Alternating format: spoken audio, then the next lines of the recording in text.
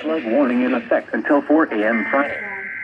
Flooding caused by excessive rainfall is expected for portions of Kentucky and Ohio, including the following counties in Kentucky: Bracken, Lewis, Mason, and Robertson. In Ohio: Adams, Brown, Highland, Pike, Ross, and Scioto. Flooding of rivers, creeks, streams, and other low-lying and flood-prone locations is imminent or occurring. At 3:55 p.m., radar indicated heavy rain moving into the area. Flooding is ongoing or expected to begin shortly in the warned area.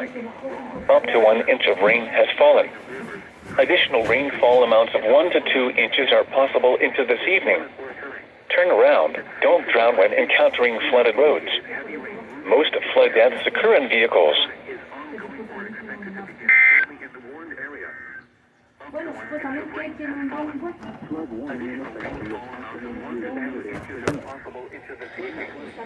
Turn around. Don't drown when encountering flooded roads. Most flood deaths occur in vehicles.